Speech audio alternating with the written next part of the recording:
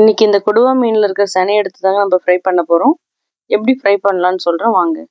இதை 2-3 தடவை நல்லா அலசி எடுத்துக்கிட்டு கொஞ்சோண்டு மஞ்சத்தூள், கொஞ்சோண்டு உப்பு போட்டு கொஞ்சம் தண்ணி ஊற்றி நல்லா பாயில் பண்ணி எடுத்துக்கணுங்க. இது அப்போதான் ஃப்ரை பண்ணுறதுக்கு நம்மளுக்கு கொஞ்சம் ஈஸியாக வரும். நல்லா வேக வச்சு எடுத்ததுக்கப்புறம் மசாலா தடவி தோசைகள் நல்லா சூடானதுக்கப்புறம் எண்ணெய் ஊற்றி இந்த சனையை வறுக்கணுங்க. இதில் சேர்த்துருக்க மசாலா வந்து பார்த்திங்கன்னா பெருசாக ஒன்றும் இல்லைங்க. வீட்டில் யூஸ் பண்ணுற குழம்பு மிளகாத்தூள், கொஞ்சம் மஞ்சத்தூள், லைட்டாக எலுமிச்சை சாறு ஊற்றிக்கிட்டு கொஞ்சம் தேவையான அளவு உப்பு போட்டு நல்லா பெரட்டி எடுத்துக்க வேண்டியதாங்க. இந்த செனை கூட பார்த்தீங்கன்னா வீட்டில் கொஞ்சம் வந்து டைகர் ப்ரான் இருந்துச்சு. ஒரு 4-5 டைகர் ப்ரான் எடுத்து ஃப்ரை பண்ணிட்டு இருந்தேங்க.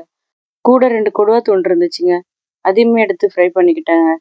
இந்த மீன் முட்டையை பார்த்தீங்கன்னா ஃப்ரை பண்ணியும் சாப்பிட்லாம், எக் பொடி மாஸ் மாதிரி பண்ணியும் சாப்பிட்லாங்க. இந்த முட்டையை இதை சாப்பிட்றதுனால மூளை வளர்ச்சி அதிகரிக்கும், ரத்த சகப்பணுக்கள் இன்க்ரீஸ் ஆகுங்க, இருதய நோயும் வராதுங்க.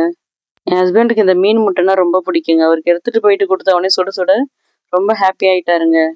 இந்த மீன் முட்டையை பிடிக்காதவங்க யாருமே இருக்க முடியாதுங்க. இந்த மீன் முட்டை மீனவர்கள் எல்லாருக்குமே ரொம்ப பிடிக்குங்க. 2 நாளாக அவருக்கு உடம்பு சரியில்லைங்க. அதனால நான் வந்து நண்டு நல்லா இடிச்சு போட்டு நண்டு ரசம் வச்சு கொடுத்தேங்க.